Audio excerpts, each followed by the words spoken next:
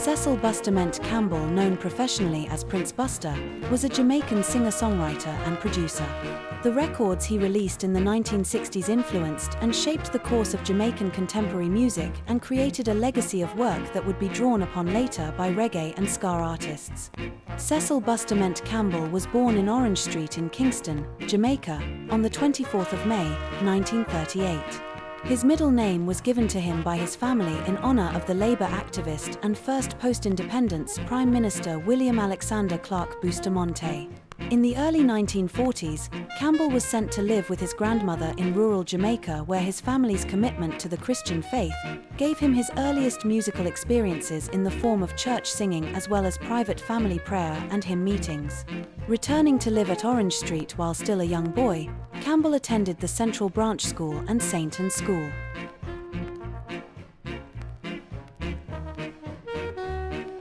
While at school, Campbell performed 3 or 4 times a week at the Glass Bucket Club as part of Frankie Lyman's sing and dance troupe. Rock and roll themed shows were popular during the 1950s, with the Glass Bucket Club establishing a reputation as the premier music venue and social club for Jamaican teenagers at that time. Upon leaving school, he found himself drawn to the ranks of followers of sound system Tom the Great Sebastian. Jamaican sound systems at that time were playing American rhythm and blues, and Campbell credits Tom the Great Sebastian with his first introduction to the songs and artists that would later influence his own music: The Clovers' Middle of the Night, Fats Dominoes and quote, Mardi Gras in New Orleans and quote, The Griffin Brothers featuring Margie Day, and Shirley and Lee. Campbell became more actively involved in the operational side of running a sound system after he was introduced to Clement Coxsone Dodd, a musically inclined businessman who operated one of Kingston's most popular sound systems. Campbell found himself fulfilling a variety of roles for Coxsone, providing security, handling ticket receipts, identifying and sourcing music, as well as working in the essential role of selector. The knowledge he gained about the financial and logistical aspects of staging a sound system dance was put to good use when Campbell made the decision to start his own sound system called Voice of the People. Campbell approached his family and a radio shop owner called Mr. Wong for financial backing. Both parties agreed. Campbell's Voice of the People sound system was soon operational and within a short time had established itself as a rival to the sound systems of Coxsone and Duke Reid.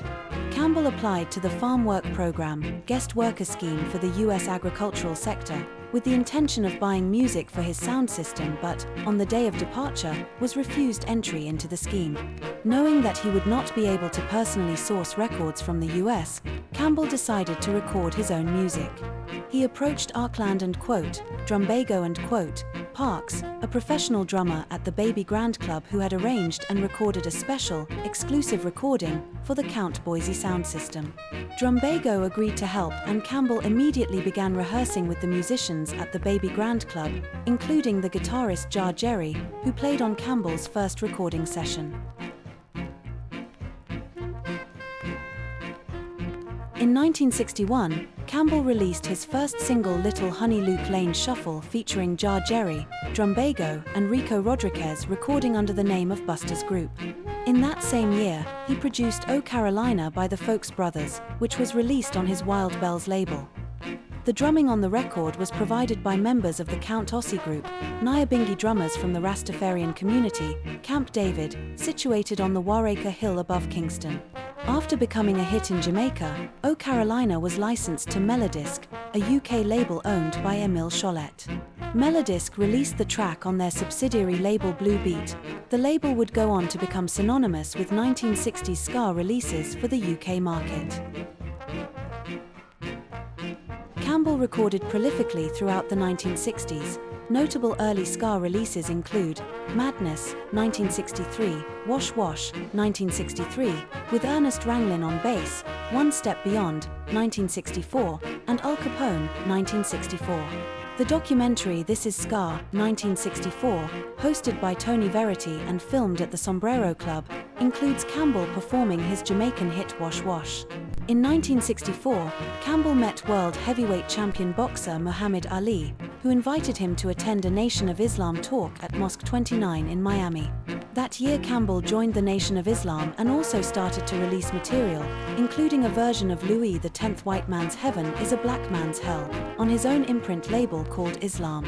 In 1965, he appeared in Millie in Jamaica, a film short about Millie Small's return to Jamaica after the worldwide success of My Boy Lollipop, which was broadcast on Rediffusion's Friday evening pop show Ready, Steady, Go.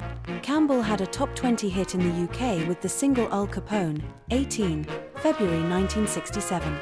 He toured the UK in spring 1967, appearing at the Marquee Club in May, and later toured America to promote the RCA Victor LP release The 10 Commandments, From Man to Woman.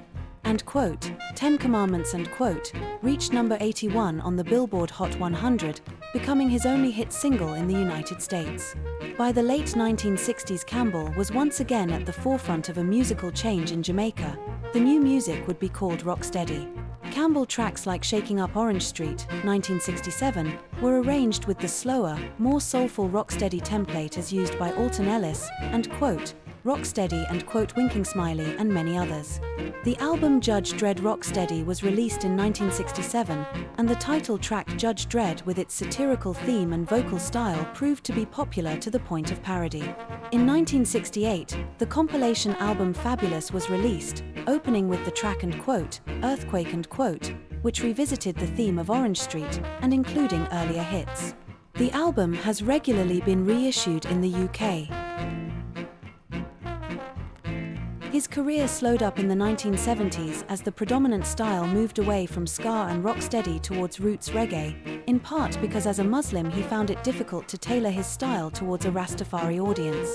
However, he did make an appearance in the 1972 movie The Harder They Come, which featured Campbell in a cameo role as a DJ. He subsequently moved to Miami to pursue business interests, including running a jukebox company. From 1973, Campbell effectively retired from the music business, with only a handful of compilation albums issued. Even with the new interest in his music following the two-tone lead ska revival in the UK in 1979, he remained out of the limelight. 16, following an acclaimed appearance at the first Reggae Sunsplash event in July 1984 in London. 17, he resumed performing with the Scatterlights as his backing band towards the end of the 1980s, and resumed recording in 1992. In 1994, a UK court ruled in favour of John Folks and Greensleeves Records after they brought a lawsuit against Campbell and Melodisc. Campbell by this time had acquired Melodisc, concerning authorship of O Carolina. Campbell had a top 30 hit in the UK with the track Wine and Grine, number 21, April 1998, after the song had been used in an advert for Levi's. In 2001, Campbell was awarded the Order of Distinction by the Jamaican government for his contribution to music. He performed at the 2002 Legends of Ska Festival in Toronto. Other appearances include Sierra Nevada World Music Festival in 2003, the 2006 Boss Sounds Reggae Festival in Newcastle upon Tyne, the 40th Montrose Jazz Festival in Switzerland with the Delroy Williams Junction Band, and the 2007 UK Rhythm Festival. Campbell resided in Miami, Florida.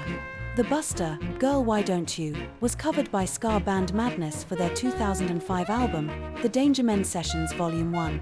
It was the third cover of a Prince Buster song to be released by the group, following Madness and One Step Beyond. The single failed to attract much airplay from radio stations and made little impression on the UK singles chart, failing to reach the top 75.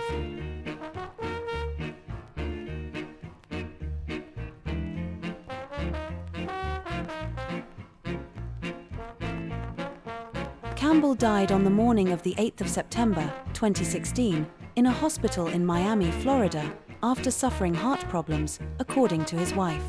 He had reportedly been in poor health for some time after a series of strokes, including one in 2009 that left him unable to walk.